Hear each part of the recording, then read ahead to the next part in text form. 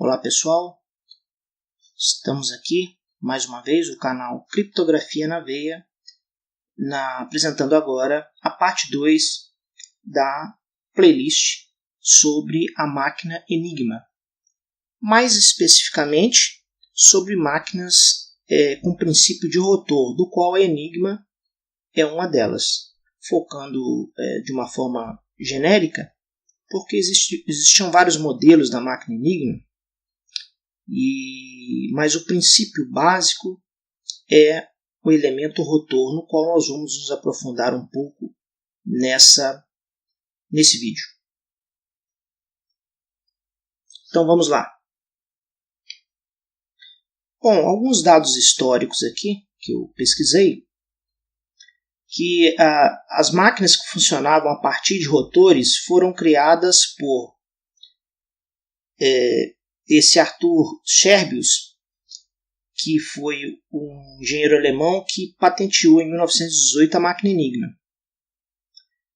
O Edward Webern, dos Estados Unidos, fez uma máquina similar em 1917.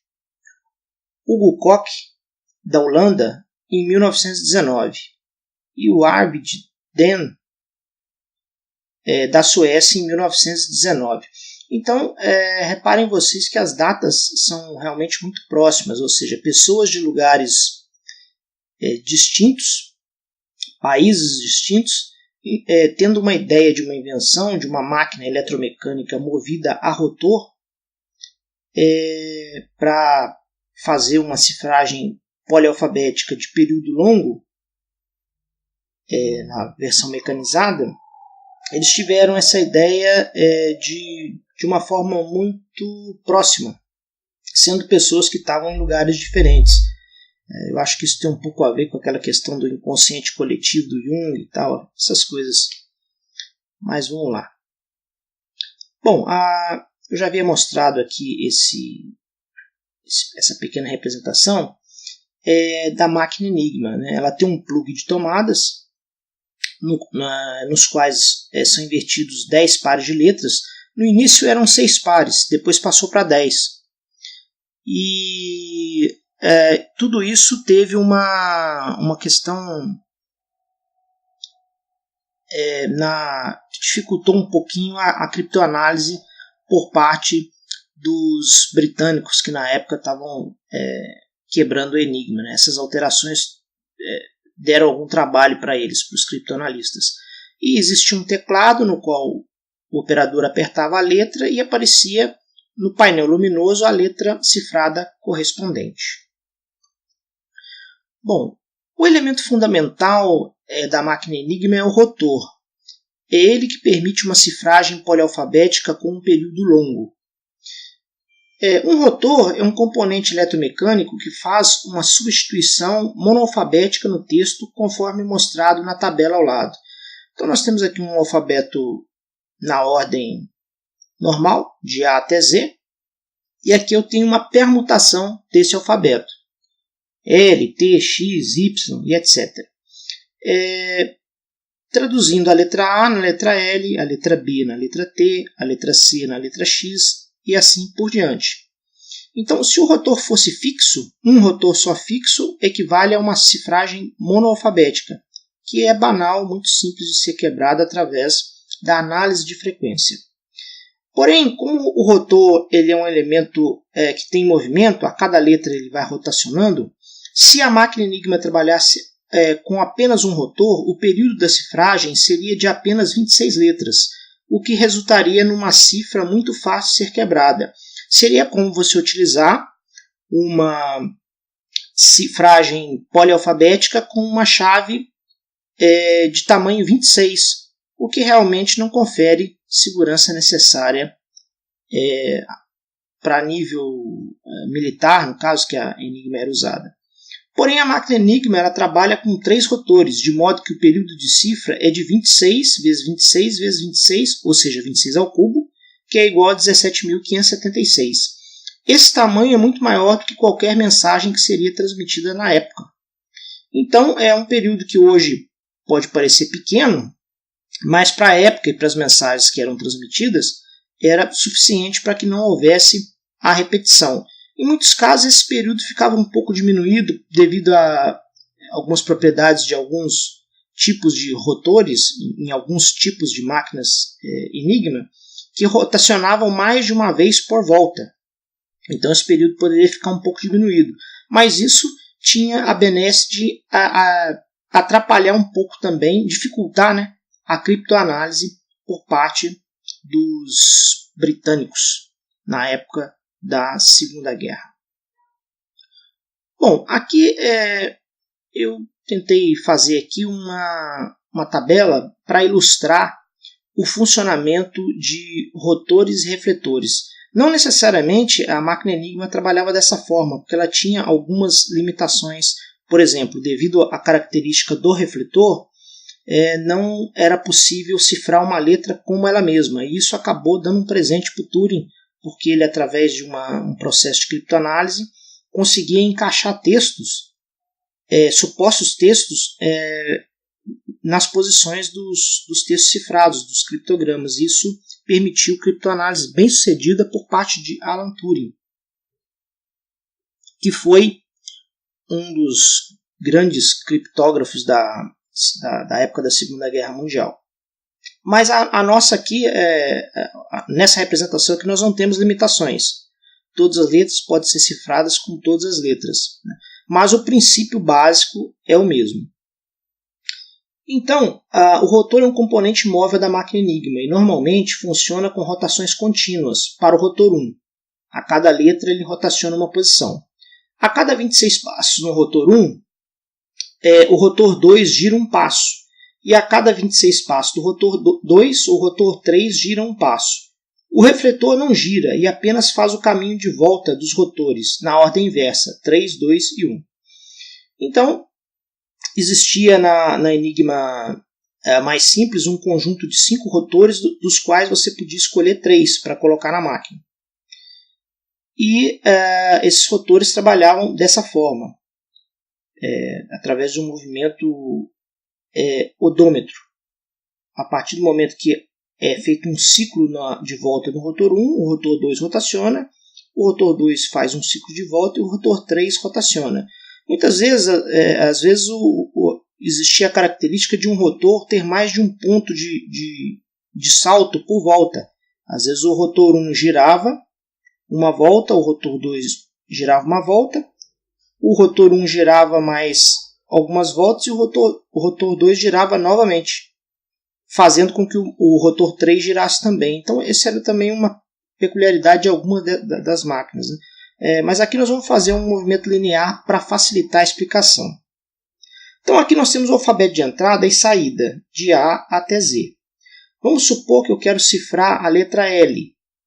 Então, está aqui a estrutura do rotor 1, do rotor 2, do rotor 3 e do refletor, que é fixo. Bom, então o L aqui seria a nossa entrada. Quando eu pego aqui no índice da letra L para o rotor 1, eu caio aqui na letra B. Ok? O L no rotor 1 é traduzido na letra B. A letra B, por sua vez, no rotor 2 é traduzida na letra R. No índice B aqui do rotor 2 nós temos a letra R. A letra R, no índice R aqui do rotor 3, nós passamos para a letra W. Ok? A letra W, no índice aqui do refletor, vai ser traduzida na letra E. A letra E, voltando, fazendo o caminho de volta no rotor 3, vai ser traduzida na letra Z. A letra Z, quando a gente vem no índice do rotor 2, caímos aqui na letra B. E a letra B, por fim, no índice do rotor 1, corresponde à letra U. É a nossa saída aqui, letra U. Então o L ele é traduzido em B, depois R, depois W, depois E, depois Z, depois B e depois U. Ou seja, o texto claro L é traduzido no final na letra U. Então esse é o processo básico do processamento da máquina. Bom, vamos aqui agora rotacionar o rotor 1 numa posição. Vejam bem que ele está começando aqui H ou F. Então vamos lá. Aqui eu rotacionei ele de baixo para cima, e esse D aqui que estava na última posição passou para a primeira, e o H ou F desceu as posições correspondentes para baixo. Os outros dois rotores e o refletor, que já é fixo, permaneceram inalterados. Então eu vou pegar aqui a mesma letra L e fazer aquele mesmo caminho. Aqui nós temos a entrada da letra L. No índice do rotor 1, o L corresponde à letra I. Ok? No índice aqui do rotor 2, a letra I corresponde à letra P. No índice aqui do rotor 3, a letra P corresponde à letra O. No índice do refletor, a letra O corresponde à letra U. Fazendo o caminho inverso agora, a letra U no rotor 3 corresponde à letra V. V no rotor 2 corresponde à letra O. E, finalmente, a letra O no rotor 1 corresponde à letra Z, que é a saída.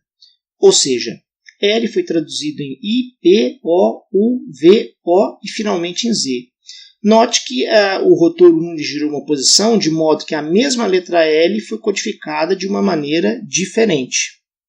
Isso é uma coisa legal, porque a mesma letra vai gerando sempre combinações diferentes. Vamos em frente. E quantas chaves, quantas configurações a Enigma tinha para representar as chaves? Bom, na versão mais simples da Enigma 1, que é a versão mais simples da Enigma, que foi usada pelos militares na Alemanha, ela tinha um conjunto de 5 rotores, então você tinha que escolher 3 para colocar na máquina. Isso dava 5 vezes 4 vezes 3, que dá 60, são 60 possibilidades. O ajuste dos anéis é o ponto em que o rotor 1 gira o rotor 2 e o rotor 2 gira o rotor 3. Então você tem 26 pontos para cada um, o que dá 676 possibilidades. A posição inicial dos rotores é de 26 para cada rotor. 26 para o primeiro, para o segundo e para o terceiro. Multiplicando isso, nós temos 17.576 posições possíveis. Bom, aqui nós temos as letras no quadro de tomadas, no quadro de plugs, as 10 letras que serão invertidas. No princípio era 6, depois passou para 10. Para calcular isso, fazendo aqui uma matemática bem simplificada para facilitar o entendimento, nós temos 26, que nós temos 26 letras, vezes 25, dividido por 2. E depois, 24 vezes 23 dividido por 2. Você vai dividindo por 2 pelo seguinte, porque se eu escolher o par AB, o A passa a ser B e o B passa a ser A. Se eu escolher o par BA, é a mesma coisa. Então, pela regra da contagem, nós temos que fazer essa divisão. Fazendo essa conta toda para esses 10 pares de letras e dividindo por 10 fatorial no final, porque eu tenho 10 pares e não importa a ordem que eu escolher esses pares, o resultado na máquina, em termos práticos, vai ser o mesmo, nós vamos ter essa cifra aqui, que é mais de 150 trilhões de possibilidades, que é uma substituição monoalfabética antes do trabalho dos rotores começar. Então, calculando agora o total de possibilidades de configuração da máquina Enigma 1. Pego esse 60, que é a ordem dos rotores, pego o ajuste dos anéis, que é 676, pego a posição inicial dos rotores, que é 17.576, e pego esses 150 trilhões aqui, que representa os 10 pares de letras invertidos no quadro de tomadas. Então, isso aqui dá um número astronômico. São 107 sextilhões, é um número realmente muito grande. O que equivale hoje, na notação moderna, a uma chave de 76 bits. Só para efeito de comparação, muitos algoritmos atuais hoje usam chave de 128 bits. Você vê quase 70, 80 anos depois, nós acrescentamos um pouco de bits. Mas na época isso aqui era muita coisa, tendo em vista que não tinha computador para fazer os cálculos com mais velocidade como a gente tem hoje. Bom, agora eu fiz uma pequena implementação de uma máquina Enigma genérica. Então está aqui o visual dela, de modo que a gente pode escolher os rotores e ajustar, fazer os ajustes e ver o que isso vai dar nos textos que a gente vai criptografar. Então, vamos fazer essa experiência. Aqui, mais uma vez, tem algumas referências, mas vamos fazer a experiência dessa cifragem. Bem, então está aqui, nós temos aqui os rotores disponíveis que eu coloquei aqui, que são 5 rotores. Não necessariamente, evidentemente, eu coloquei aqui uma fiação, teoricamente seria uma fiação meio aleatória. Não corresponde à fiação original daquela época, dos rotores daquela época. Mas serve para exemplificar os 5 rotores disponíveis e o refletor que é fixo. Essas aqui são as substituições que eles fazem. Bom, então, e nós temos também aqui as letras invertidas, que eu coloquei aqui um padrão qualquer aqui, que a gente pode também configurar aqui. Então, e também a posição inicial dos rotores. Então eu vou pegar aqui, para o primeiro rotor, eu vou deixar nenhuma rotação, vou deixar ele na posição inicial, não vou mexer no refletor, também, deixo ele do ponto de vista inicial. Aliás, o refletor ele era fixo, né? Não tinha como rotacionar ele, aqui eu coloquei esse recurso. As letras invertidas eu vou manter, não vou colocar nada aleatório. O anel eu vou manter 26 e 26, porque o rotor 1 só vai mover o rotor 2 depois de completar 26 passos, e o rotor 2 só vai mover o rotor 3 quando completar 26 passos. E vou utilizar os rotores 1, 2 e 3. Eu poderia pegar uma outra combinação dos 5 possíveis. Ok? Bom, vou colocar aqui uma mensagem qualquer. A, B, C, D, E. E vou colocar aqui um monte de A. Só para a gente fazer um teste. Ok? Então vamos prosseguir a cifragem com esta configuração. Bom, aqui nós temos o painel. Vejam bem que a letra A aqui está mostrando aqui em vermelho as letras cifradas. E mais aqui abaixo nós temos aqui o rotacionamento do rotor 1 e logo mais vai rotacionar também o rotor 2, que está aqui em W. Já rotacionou agora, passou para C. E o rotor 1 continua funcionando, continua fazendo a rotação. Então, esperar terminar aqui, eu dei um retardo aqui para que ficasse clara essa visualização. Então nós temos aqui a mensagem clara A, B, C, D, E e esses monte de As. Eu coloquei isso aqui propositalmente para verificar no criptograma como isso se comporta. Vejam bem, a partir aqui da quinta letra nós só temos As e cada um deles foi cifrado de uma maneira diferente. Cada um desses As está cifrado de uma maneira diferente. Então, isso que significa uma cifra polialfabética, uma cifra que tem uma chave longa. Nesse caso aqui, é o período de 17.576. Bem, vamos fazer aqui mais uma experiência. Eu vou deixar os rotores aqui nas posições iniciais mesmo. Vou pegar aleatoriamente aqui um quadro de tomadas aleatório. Não vou mexer nos anéis, mas vou trocar aqui os rotores. Eu vou colocar 513, rotor 513 nas respectivas posições. E vou pedir para codificar. Vou pegar aqui um monte de A também, para codificar.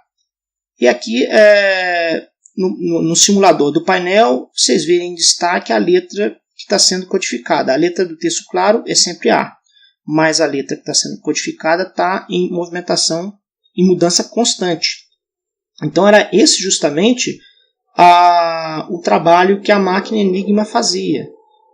Justamente esse trabalho de simular uma cifra polialfabética forte através do rotor, que é um meio mecânico. Aqui em cima eu coloquei uma representação do quadro de tomadas, as letras invertidas. A está invertido com a letra K. O A aqui está em azul, está invertido com a letra K. J está invertido com a letra X. O J e o X. E assim por diante. E aqui nós temos o resultado da nossa operação. Na Enigma original, esse A não poderia ser cifrado como esse A. Isso aqui foi um erro dos criptógrafos alemães na época, que favoreceu a galera do Turing, lá, a turma do Turing, para quebrar o código. Nessa versão aqui, é um pouquinho diferente da Enigma, mas com o mesmo princípio de rotores, a letra A ela pode sim ser codificada como a letra A, como vocês estão vendo aqui que aconteceu em alguns casos da letra A ser codificada como ela mesma. Bom, vamos fazer aqui uma geração, fiz aqui a geração dos arquivos. Vamos abrir aqui esses dois arquivos de saída, que foram as duas experiências que a gente fez. Então nós temos aqui a mensagem, aquela primeira mensagem que eu fiz, ABCDE e um monte de As. Aqui o criptograma correspondente. Eu utilizando aqui, não utilizei rotação nos rotores, né, para mudar a posição inicial deles. Escolhi os 3 primeiros rotores. Aqui está os rotores escolhidos com a fiação, o refletor e a configuração do plug de tomadas, as letras que estão invertidas. No nosso segundo caso, a mesma coisa, só que eu utilizei aqui os rotores 5, 1, 3, ao invés de 1, 2, 3. Não mexi nessas configurações dos rotores. E aqui apresenta a fiação dos rotores 5, 1 e 3 no seu estado inicial. E o refletor. E aqui nós temos o plug de tomadas com as letras invertidas. Então, aqui dá para ilustrar de uma forma mais clara como que a mensagem se transformou no criptograma. Então, vejam bem aqui que cada uma das letras A foi criptografada de uma maneira diferente. Aqui eu peguei um arquivo para dar aquela ideia do período, que é do 26 ao cubo. É essa ideia aqui. Aqui nesse arquivo B é só o arquivo da decifragem. Veja que ele só tem letra A aqui. E aqui é o arquivo codificado. Então, eu vou pegar aqui essa primeira sequência e vou tentar procurar para ver se ela se repete em algum lugar. Veja bem aqui, ó, ela tem uma repetição aqui na linha 170. Eu coloquei aqui 104 caracteres por linha, porque é múltiplo de 26, certo? Então, o que significa essa repetição aqui justamente na linha 170? É simples entender. Nós pegamos 26, multiplicamos, né, por 26 e multiplicamos por 26 de novo, 26 ao cubo, dá 17.576. Ao dividir isso aí por 104, que é 104 caracteres que eu coloquei para cada linha, nós temos 169, que é o limite do período da cifra. Justamente na linha 170 ela começa a se repetir, antes não há repetição, ela vai se repetir até aqui, que termina o período da cifra, e aqui começa a fase da repetição. Então, isso aqui, hoje, esse número 17.576 é um número muito pequeno, né? Muito pequeno mesmo, não atenderia nenhuma norma de segurança de período de cifra para hoje. Mas para a época era um período longo. Então aqui nós fizemos essa experiência para demonstrar justamente essa questão. Vejam bem aqui que não existe uma repetição anterior, repetição de partes, né? Anterior, e sim posterior. Se eu pegar aqui a próxima linha e procurar, ele vai cair justamente na linha 171, tá aqui embaixo, que é o correspondente da cifra. Bom, então essa aqui é uma parte mais prática que eu implementei para entender melhor como as coisas funcionam. E, bom, eu queria destacar aqui nós temos do site Criptomuseu, fotos da máquina Enigma, está no site, depois vocês podem procurar. E eu queria destacar aqui um trabalho muito bem feito, um trabalho de graduação lá da Universidade Federal do Rio Grande do Sul, da Thaís Christine Krischer, acho que é assim que pronuncia o nome dela, que é um trabalho chamado Um Estudo da Máquina Enigma, um trabalho de graduação orientado aqui pelo professor Dr. Raul Fernando Weber. que ela fez em Porto Alegre em janeiro de 2013. Trabalho muito bacana, quem tiver interesse no aprofundamento e conhecer um pouco mais, coisas que não dá para se falar no vídeo, o trabalho da Thaís é um trabalho muito interessante. Eu não vou mostrar aqui, porque eu acho que o trabalho é dela, eu estou apenas divulgando um trabalho muito bem feito que ela fez. Bem, então vamos encerrar por aqui a nossa parte 2 e nós nos vemos no próximo vídeo. Um abraço a todos e muito obrigado.